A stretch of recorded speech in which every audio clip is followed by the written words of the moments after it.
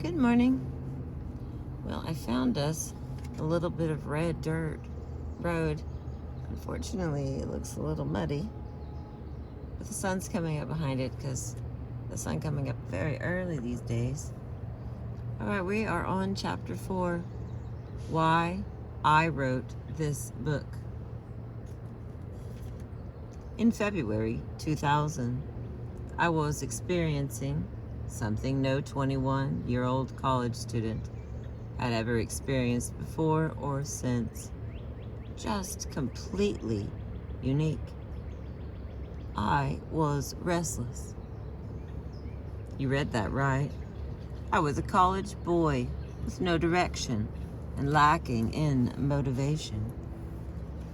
Oklahoma State and Stillwater were both great for me. Most of the rest of life was wildly uninspiring. I was writing for the college paper at OSU, the Daily Collegian.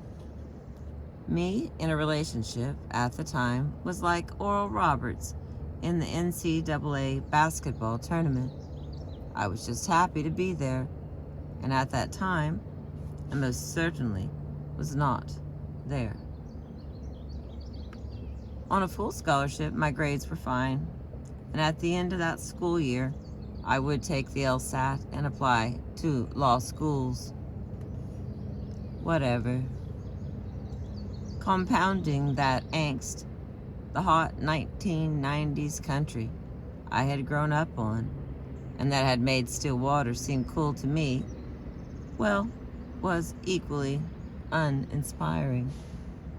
Dixie chicks aside, Nashville was already headed down the golden paved highway that led to a decade of songs about dirt roads.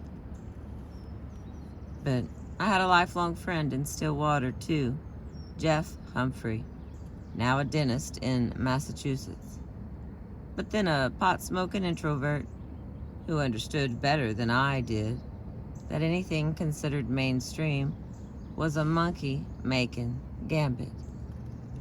Point is, college Jeff knew about Americana music. He had played a John Prine tape for me a few months before, and the nerve endings in my brain fired. When Okemah, Oklahoma, finally started honoring Woody Guthrie with his own festival the summer before, Jeff was the first person I knew to attend. Musically, Jeff knew his shit. While we were in Stillwater, he was married he was married to my childhood soulmate, in as much as one can have a childhood soulmate, Hannah Holman. She had introduced me to the concept of driving up to a mountain to watch the sun rise while playing folk music in high school. But it all didn't make sense until we were in college. In February 2000, Jeff and I hung out at Mike's College Bar on Washington Street in Stillwater. That's the Strip, as this book will remind you over and over. The College Bar had more than 100 beers, and to someone whose first beer was a Natural Light 4 years prior, it was eye-opening. Did you know that in Belgium they make beer that does not taste like the water wrung from a gym sock? The College Bar was a musical mecca in its own right. That year alone, the Flaming Lips had a regular Tuesday night gig, and the All-American Rejects had a regular Wednesday night gig.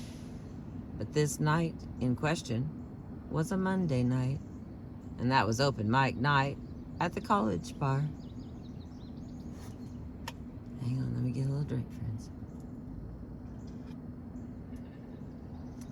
I don't know any of this stuff. I'm very excited to learn it all. Thanks for being with me. Okay. The College Bar was a musical mecca in its own right. Oops, did that one already. Okay, but the night in question was a Monday night, and that was open mic night at the College Bar.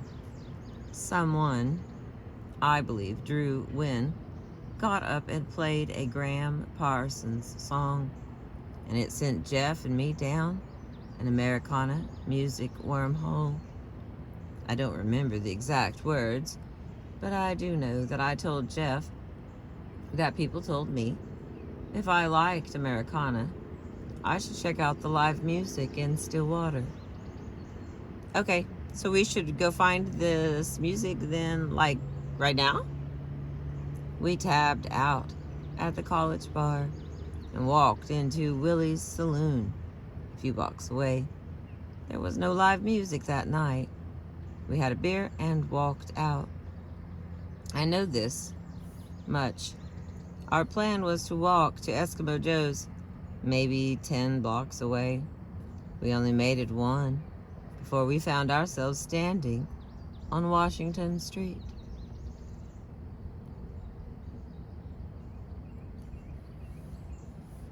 I could hear an acoustic guitar and a raspy voice, and I could hear it coming from directly over my head. In front of me was Colsey's Productions, a t-shirt and memorabilia shop. The music was coming from the second floor of the building above the shop. Does that sound Americana? I asked Jeff. As fuck, was his reply. So we walked around the side of the building and saw the staircase leading up to this bar. At the top of the stairs, above the door, the sign was legible from the street: Weremy Dog Saloon, established 1992. Let's go. A flight of stairs, a small landing, second flight of stairs. The door, inside a saddle-lined bar with a concrete block front wall with a Levelland, Texas sign screwed into it, fronting a 10 by 20 foot stage elevated maybe 6 inches off the rest of the concrete floor. On the stage was a lanky blonde guy about my age with a guitar, absolutely owning the crowd of 50 or so in the dive. A few feet to his right on the wall was the sign, Tonight, Stony LaRue. And that's the story of how a college kid with no direction found his. That's the story of how I found red dirt. The next section, same chapter. Who the hell do I think I am? Backing up a moment, you need to know where this is coming from. Maybe you had a home. I did not. In that I had a loving family and walls, food, toys all around me, and generally felt a privileged, small-town, middle-class upbringing from infancy to adulthood. Yes, I had all that. I had it for 21 years in Okmulgee, Oklahoma, 30 miles south of Tulsa, and 90 miles due east of the city. That's Okie for Oklahoma City. In a diverse town often derided as a mix of white trash, country bumpkins, and street gangs. The town's nickname is Mug Town, and it's not for its abundance of coffee shops. But it was also a bedroom community for Tulsa, and more than anything, filled with people who made the town work. That latter group was where my parents fell in. Dad, a diesel mechanic who left home at 7:30 a.m. and returned covered in grease and cuts at 7:30 p.m. And Mom, a 4th grade teacher at the elementary school, a block and a half from our house. Me, born in 1979, and my sister, 3 years younger, children of the 1980s, in a 6-decade-old, 2-story brick house. Cars when we turned 16 and future valedictorian tassels. I remember having all that. I just never remember being home. What I did have was Charles A. Perry, my grandfather on my mom's side, by trade, an assembly worker at the General Motors plant in Oklahoma City, but by birth an outlaw. His cousin was Loss Hart, who killed one of the last members of the Doolin Dalton gang. He married into the lineage of both Jesse James and Belle Starr. He may have lived in the city, but he embodied country the way a native of Stratford, Oklahoma would. And what he had was a stereo system. 4 Pioneer speakers, bigger than toddler me, in 4 corners of his living room. A turntable and a 16-channel graphic equalizer. All he wanted out of that was country music. He liked it loud. He liked the treble turned up too high.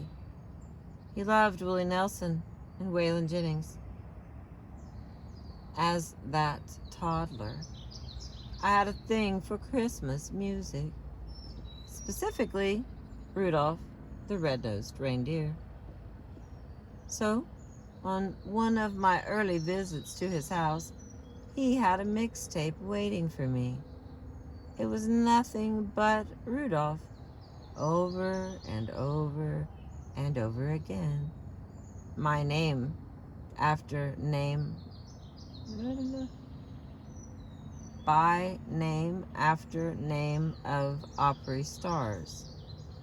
Hank Lachlan, Hank Snow, Mel Tillis, and Nancy Sinatra.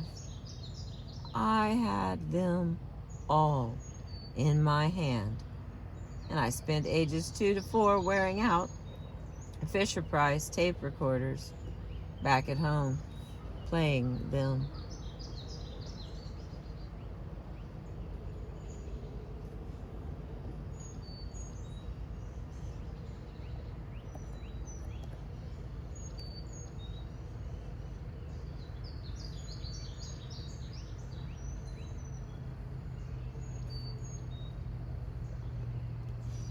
But one version of Rudolph stuck out to me. There's no way I can pretend to remember the conversations, but I very clearly wanted to know who this guy, who even sounded kind of like my grandfather, was. He played the song well, better than anything I had ever heard. And when we play it on that stereo system at his house, the reverb from the steel guitar strings was crystal clear with the high treble. I didn't understand the concept of toe tapping, but I know that's how I responded reflexively to that sound, so I wanted to know who it was. That's Merle Haggard. It probably wasn't my first love, as my mom made it clear she held that distinction. And to her credit, she also forced music on me. She was a child of the 1950s, and her genre was oldies, which I also took too. But the absolute second love of my entire life was this sound my grandfather called Merle Haggard. Eventually, he handed over the If We Make It Through December cassette, from which he had ripped Rudolph. And from there I learned there were more songs than Christmas ones out there. Luckily for me, he had Haggard's entire catalog, and my childhood trips to Oklahoma City were spent exploring it. I inherited those speakers when my grandfather died in 1997 and blew them all out in a year. For that, as soon as toddler me learned to retain information, I learned how radios worked and got one of my own. It even had speakers. The Merle Haggard fandom never left. It expanded to every big country artist of that era, in fact. But in Okmulgee, by around 1991, the radio was not bothered to play that anymore. Instead, country radio was all over this new guy from Oklahoma, and everything he was singing was turning gold and platinum. By that I mean Garth Brooks led the soundtrack to my tweens. Then there was my dad. His musical contributions were limited to taking me to Walmart at 10 p.m. when I was in elementary school, because I threw a fit randomly, wanting to buy Don McLean's Greatest Hits album and letting me control the radio on car rides, of which there were hundreds.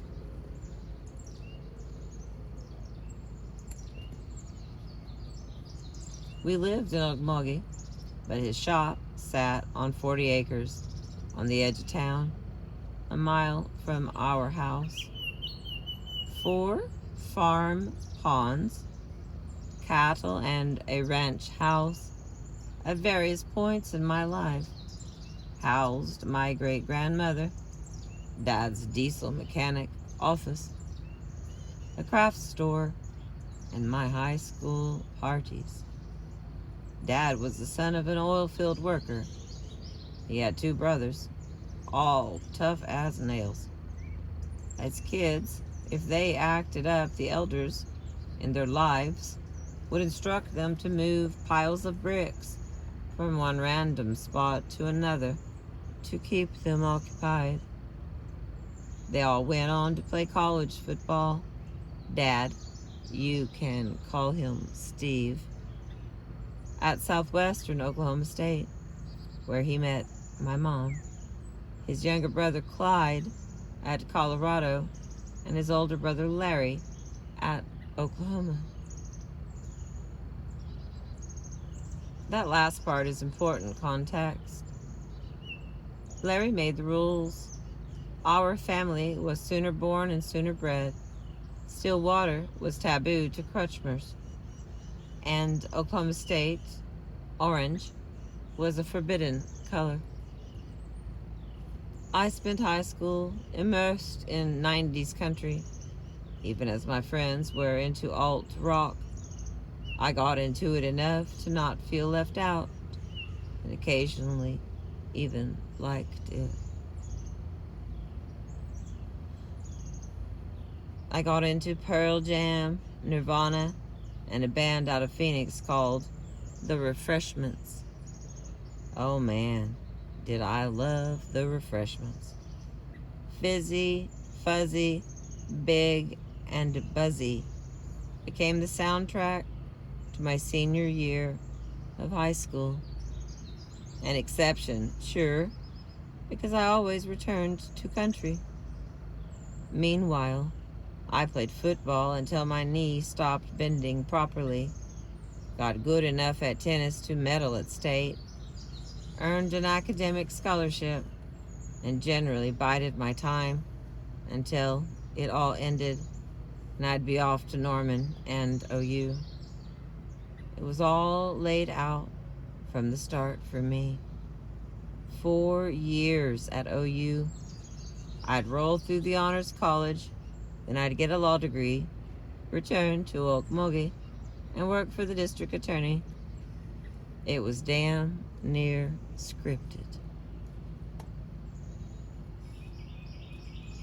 I left for OU in summer 1997 to set this all into motion.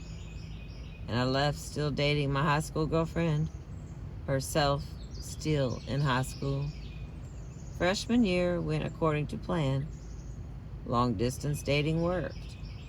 Garth released Sevens that year, and I lined up at midnight to buy it, and subsequently developed an underage affinity for Captain Morgan rum, thanks to 2 pina coladas. And in summer 1998, I returned to Okmulgee, where a clerk job with the district attorney was waiting. Also waiting was the first week of July. I remember the exact dates because they were the 2 days leading up to July 4th and an annual fireworks and fishing bash at my family's land. Here is what went down. Okay, looks like we got 2 days here. July 2nd and July 3rd, kind of written like a journal entry. So I'll try to read it that way. July 2nd. A group of friends and my girlfriend piled into our truck and headed out to the local rodeo ground. I left out a detail. By high school, I was a cowboy. Okay, for a concert. Mark Wills and Rhett Atkins co-headlined. Atkins covered Matchbox 20, and that was cool. At that show, literally between sets, my girlfriend dropped me like a bad habit. No pretense, just, so we should break up. And when I asked why, she said, I just don't love you anymore. For a teenage ball of emotion, I took it well. I told her okay, and that I'd find my way home, and I caught the rest of the concert from across the crowd. Next is July 3rd. When you're 19, that stuff can mess you up, no matter how cool you play it at the time. My friends saw that in me and invited me out for an afternoon of golf at Lake Eufaula. It was there that we heard a radio ad for a rodeo that night at Bedrock Arena, south of Glenpool. I believe that the arena is a mega church now, but it was also a furniture store sometime recently. There would be a concert after the rodeo by a hot new country act called The Great Divide, according to the commercial. I had heard The Divide on the radio before and liked them, but make no mistake, it was the rodeo part of the ad that excited me. I talked my friends into it, and we made a day of it. After the rodeo, they rolled a flatbed stage out onto the arena dirt. My 2 friends asked if I wanted to stick around. Sure, what the hell? It's not like I have a girlfriend waiting on me. Let's do it. The Great Divide took the stage that night and handed me the key to the first and only home I have ever known. Within a few songs, I realized I dug every word. By the time they fired off their biggest hit, Pour Me a Vacation, in hindsight, I was hooked. I'd be buying every album this band put out forever. Plus, it felt a little cool to be into a band that wasn't topping the charts. Then they came back for an encore. Skinny ass, full of hair, shorts and flip-flops, wearing lead singer Mike McClure stepped up to the microphone, backed by 3 bona fide cowboys. This song is by Robert Earl Keen. Side note, The Divide used to absolutely kill this song, and Joe, Eli's, me, and Billy the Kid. That's a side note. We're back on the main note. A short electric guitar intro led directly into Sherry Was a Witness at the only joint in town. That was the first time I clearly recall standing, jaw dropped, eyes as big as silver dollars, taking in a song. We had a good time, is what I'm trying to tell you. On the ride home, and for pretty much the next year, though, one very specific thing sidetracked me. What the hell was that song? The Road. What? Robert who? I hadn't retained enough to look it up on the internet. Even if I had, it was 1998 and probably was not online anyway. But I did retain a Divide obsession. I never saw them play that song again, live. But I did spend the rest of 1998 driving from Norman to Stillwater or Oklahoma City every time they played. The Tumbleweed Dance Hall or In Cahoots had one of those shows. They declared a song to be a Stillwater anthem and then started playing it.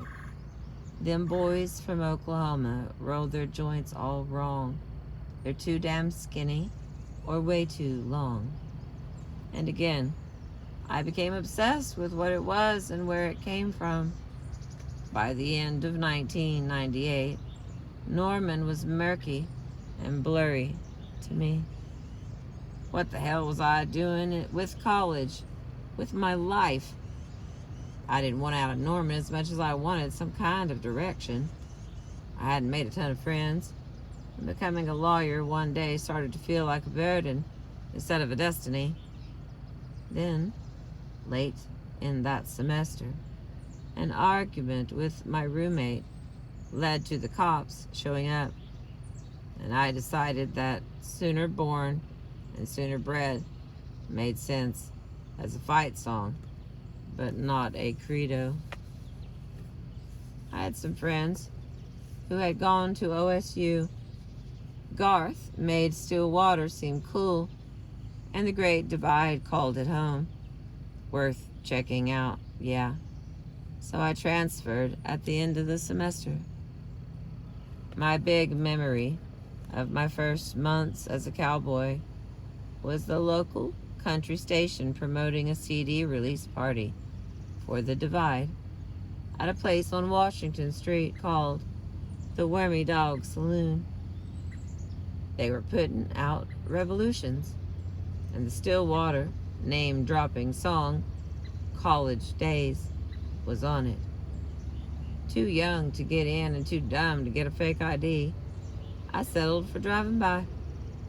The line in the middle of the afternoon, long before sundown and long before the concert, was down the stairs and spilling out onto the sidewalk. Well, that looks fucking cool. I vividly recall saying out loud to nobody else in my truck. One other thing happened that spring. One of those longtime friends who helped make it easy to transfer to OSU went to a sorority party with his then girlfriend. His name is Ott Holloman, and he returned from the party going on and on about this one particular song they were playing. Dude, have you heard? The Road Goes On Forever? Who sings it? Robert Earl Keen? The Divide had handed me a key at that rodeo concert. Almost a year later, my friend turned it. Not long after, I found myself at Hastings in Stillwater, holding several Robert Earl Keen CDs, and staring at a different one, Live and Loud, at the Wormy Dog Saloon by Cross Canadian Ragweed. On the track listing on the back, boys from Oklahoma. I believe the technical term for such a breakthrough that eventually set my life on the proper course is that shit was lit as fuck, man. Within months, Ott and I were roping another of our lifelong friends, Brady Columbine, into driving us from Stillwater to Wichita Falls, Texas, and back in one day, 5 hours each way, to see Robert Earl Keen. I recall a gigantic fist fight that broke out during and lasted the entirety of the long instrumental jam at the end of The Road Goes On Forever.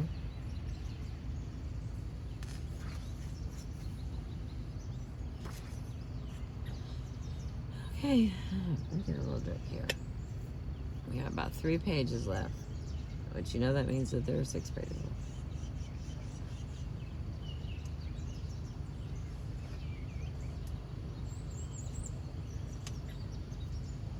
It is beautiful this morning. Okay, here we are on page 37. In the same chapter 4, we continue with home. I did not come by my flightiness honestly. My parents have had 2 houses in my 4+ decades. My sister lives in suburban Tulsa, 25 miles north of my parents. They have homes. Since Stillwater in 2001, I have lived in Oklahoma City, Phoenix, Omaha, Chicago, Minneapolis, Buffalo, Cleveland, and New York. Those places, they came with the territory. I made it 2 semesters into those law school plans before I decided they were bad ones too. My college journalism major had led to an internship at the Daily Oklahoman in Oklahoma City. And by the end of college, a job was waiting on me. Eventually, I decided journalism made more sense for me than law school. Journalism is a reactionary career, and I am wired to react. It worked out for me. As I write this book, I am the print planning editor at the New York Times. My wife, Andrea, works 2 seats away as the sports art director. When I leave work, I return to a place with walls, a roof, and 4 cats. There was a dog too, Abby, who passed unexpectedly the week this book went to press.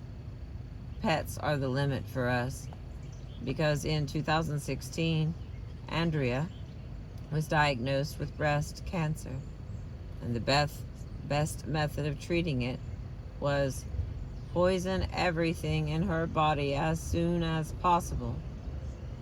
There's food and love and nagging each other to pay bills. There are patio parties for our friends. This is Manhattan, after all. It is just like all the places I have lived, something that could easily be construed as a home. It's definitely home to her.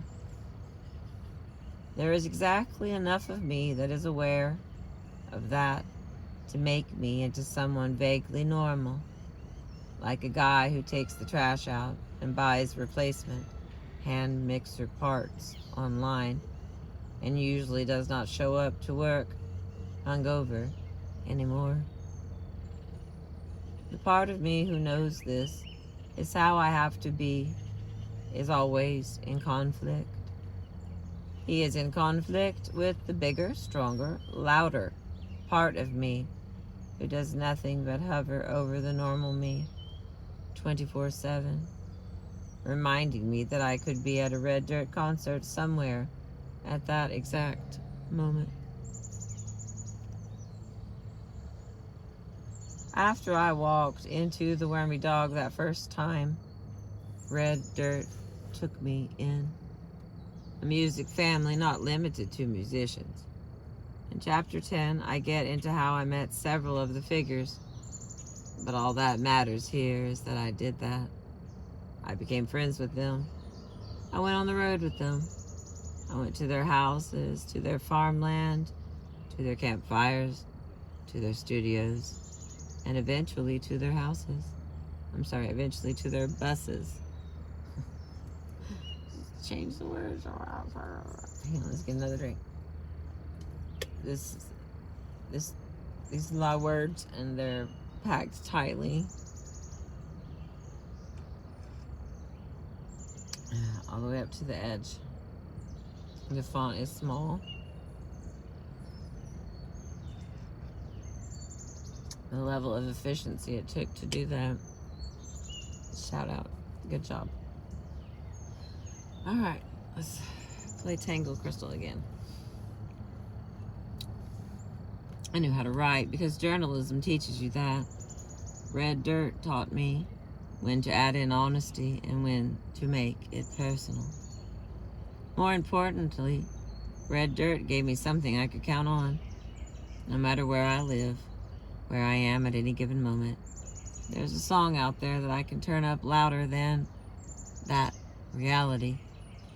And I have. In Red Dirt, I finally found what could settle my mind, no matter the situation. In my life, I found soundtracks to weddings, funerals, starting jobs, leaving jobs, losing friends, making friends, divorce, pets, moving to a new city, traveling the world, marriage proposals, and several hundred breaking news events that required me to focus intently. The idea is always the same. Blast your brain to smaller and smaller pieces until you're holding it in your hand like a pile of dust. Drinking and therapy will do this too, but music is easier. Red Dirt made it okay to travel the world, farther and farther from anything I ever grew up thinking was normal. It makes me feel at home. Also, I mentioned marriage. About that, I met Andrea in 2009 when she was a student at Michigan State University, and I was working at the Chicago Tribune. We started up a friendship. In 2012, she was working at the Detroit News, and I at the Mississippi Star Tribune, and we started dating. It was long distance, so a great many of our dates involved trips around the country, often to Cody, Canada, and the Departed concerts. Cody and I are family level close, and his band and crew have treated me like one of them since 2000. I did not force Andrea to like them, but she did, and it made it easier for us to have a relationship. Andrea is an emo punk girl who thankfully found she could also carve a niche in Red Dirt. Long distance, coupled with job success, ultimately led us to the same place. She joined the Buffalo News in early 2012, and I followed suit in late 2013. By May 2014, we had both been hired at the Cleveland Plain Dealer. If there is one aspect of being a musician that absolutely overlaps with journalism, it's a requirement that you go where the work is, rather than wait for the work to come to you. Over Memorial Day weekend of 2014, I did something pretty standard for me. I flew from Cleveland to Des Moines, Iowa, to meet up with Cody. The Departed had a show there that night. And the next night, they'd play in Chicago at Joe's on Weed. I have not missed one of Cody's shows at Joe's since 2008, when I lived in Chicago, and he fronted Cross Canadian Ragweed. And the bar is absolutely a place I hold dear. At a guess, it's second only to the original Wormy Dog in Stillwater, as far as number of shows I've seen in one venue. Ed Warm, the owner, told me on my first visit that any friend of Ragweed's was a friend of his, and I took him up on it. We shared obsessions in barbecue and original music, and let me tell you, that's more than enough to create a lifelong friendship. All this to say, the plan in motion was I flew to Des Moines, I would ride the bus to Chicago the next day, and Andrea would meet me there. We'd catch the gig at Joe's that night, we'd have a good time, and frankly, none of this was out of the ordinary. This time, though, I carried a diamond ring in my pocket. I had tipped Cody off that I planned on proposing at Joe's, and he said I could do it during the show. Pick a song, man. I'll learn it. When I got to Des Moines the day before, he asked me which one. I asked him if he'd play All My Life by Todd Snider. It was a favorite of his anyway. He said he would.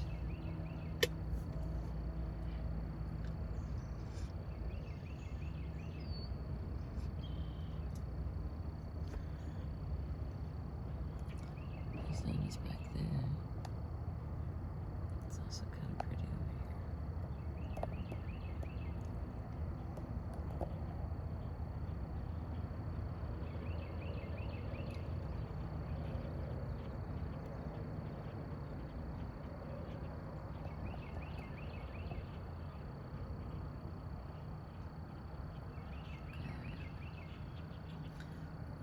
It was a favorite of his anyway. He said he would. Then the Des Moines show happened, and it was just an all-encompassing great night. One of those times you say things like, music heals, and you didn't even realize you needed to be healed. After the show, I made a beeline for Cody. One of my favorite songs of all time was one he'd written for his wife, Shannon, called Flowers. Its tagline, "We're the best thing we've ever had," is an incredible turn of a phrase. Oh, so you know how I asked you to play All My Life tomorrow. Am I an asshole if I ask you to forget about that and play Flowers instead? Cody was relieved at not needing to learn a new song. Man, I'm really, really glad you just said that.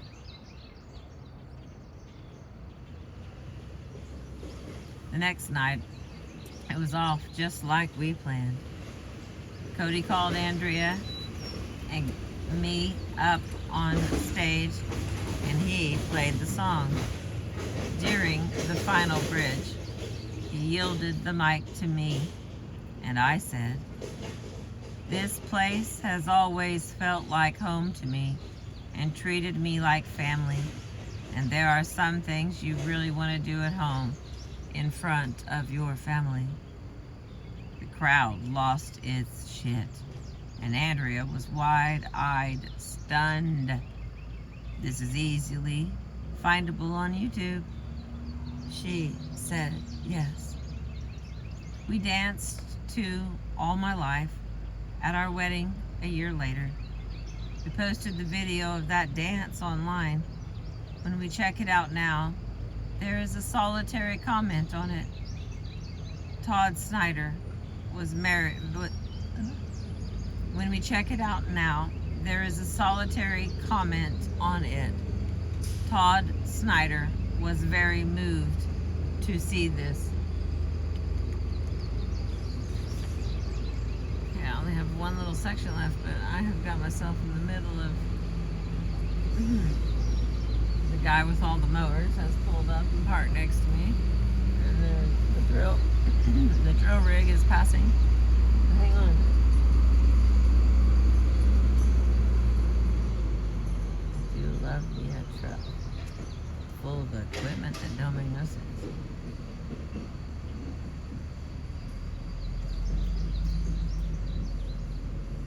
They use the good gas.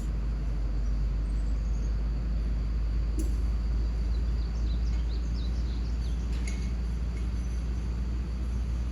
cat with a ball of yarn to the truck.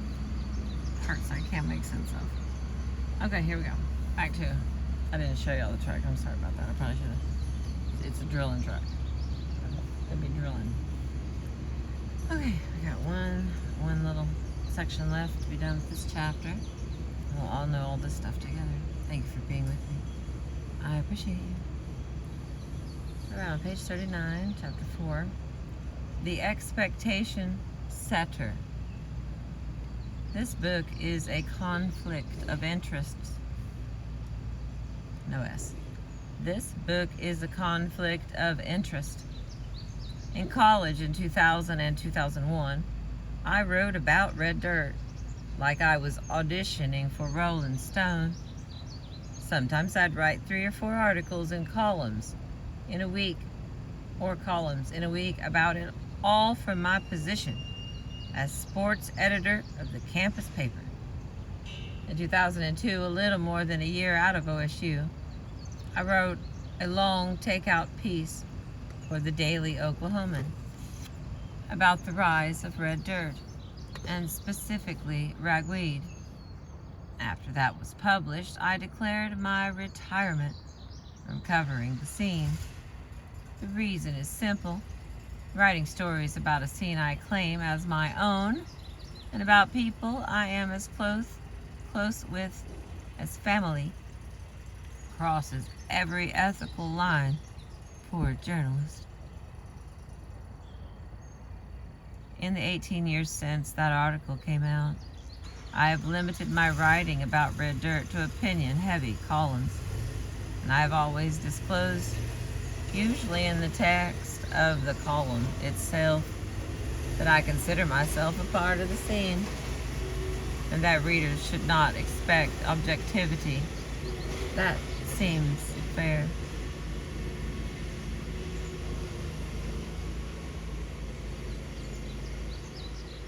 Again, we're gonna make it. We're gonna get through all this beautiful nature-provided sound effects. I've barely got a page left on this chapter anyway. Alright. Occasionally, I stepped out of red dirt writing, usually for heavy events. I wrote George Jones' obituary for the Nashville City paper, and I wrote an appreciation for Merle Haggard for the Cleveland Plain Dealer when he passed. I also did that for the Plain Dealer in 2015 when Tom Skinner died. But even in writing those, my point of reference was red dirt. Moreover, these friendships, which make writing objectively a conflict for me, have grown rather than faded. When I left Oklahoma in 2005, I thought I'd be relegated to everyone's memories as a guy, one of thousands, who played a little part in red dirt's biggest rise. Instead, every time I returned, the artists, friends, bartenders, and crew members remembered me and demanded we catch up. I even tried putting ragweed in my past when they were in the heyday of a Universal South record deal. I'd show up at shows and not tell them, and leave without seeing them. They had become too big for me anyways, right? Finally, in 2008, I lived in Omaha, and Cody Canada caught on to this. He set me straight. You are welcome with me anytime, anywhere. So stop laying low, stop hiding out. You got it? A decade later, that friendship spawned ones with Wade Bowen and his band and family, the entirety of the Braun brothers, and a great deal of the artists who have toured with Cody on any of the hundreds of times I have tagged along in the bus. All of that is why I say this is a conflict, and that it's always been important for me to disclose. So please read this book knowing that the author has a bias. I like red dirt, and I want you to like it. But this book is bigger than me. It's for the musicians and songwriters. It's for their stories. They deserve to be told, and you deserve to hear them. And in telling those stories, I wanted to act like a journalist. Even though a conflict of interest existed, I could still be fair to their stories. The result is a book that sometimes acts like journalism, sometimes acts like a history lesson, and sometimes acts like a memoir. When it came time to tell stories, I went to the artists themselves. If someone is quoted in this book, unless I explicitly write otherwise, it came from an interview I personally conducted. In cases of content, conflict, or controversy, I made an effort to reach out to people who could give another side. There will be plenty of artists and stories that I miss, too. So I hope you see this book as a representative sample and as a taste of red dirt. When I tell my stories, they're told as I recall them. I will use my past reporting as a guide, and there will even be some never-before published quotes from prior interviews that will make this book. When they do, I'll be clear about them for you.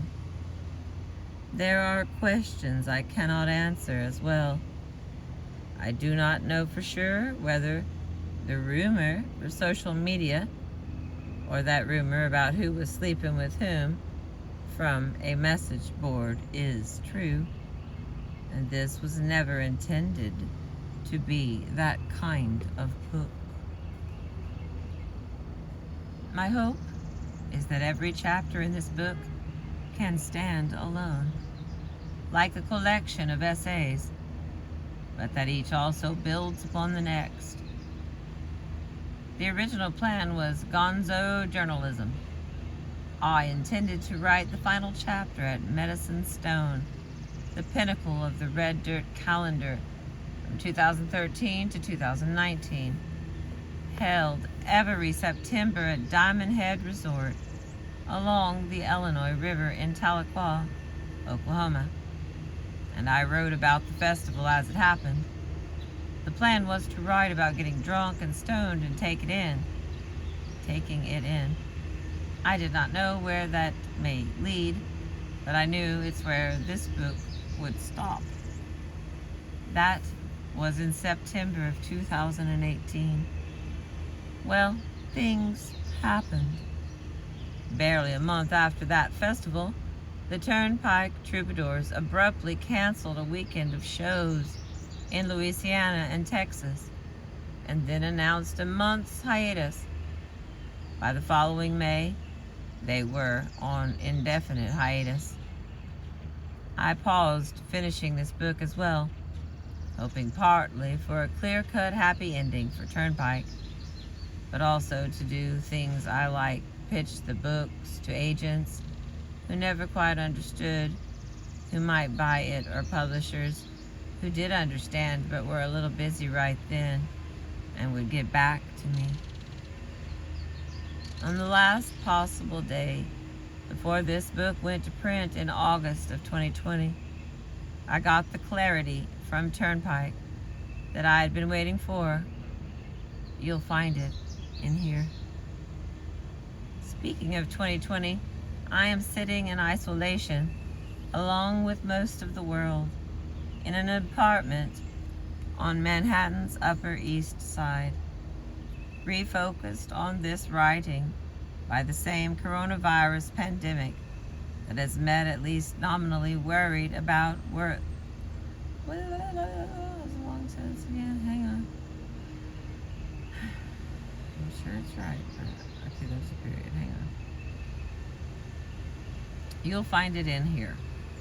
Speaking of 2020, I'm sitting in isolation along with most of the world in an apartment in Manhattan's Upper East Side, refocused on this writing by the same coronavirus pandemic that has me, at least nominally, worried about whether I'll be around when you read it.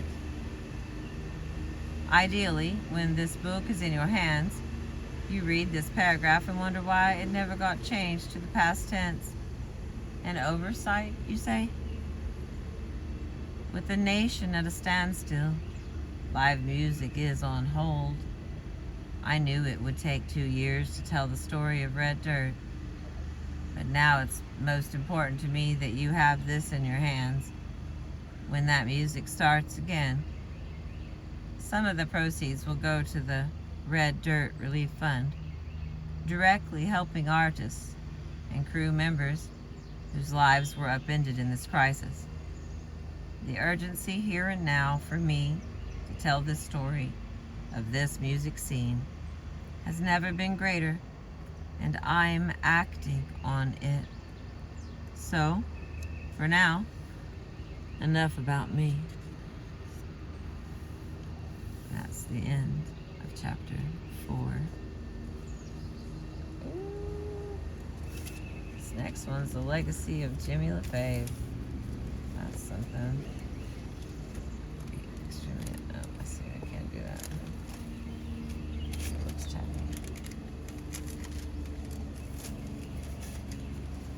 Okay. Here's the book I've been reading.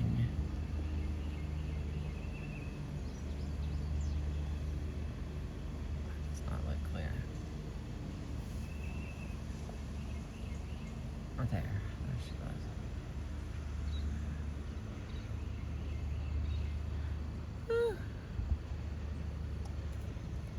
Thank you for being with me. I appreciate you.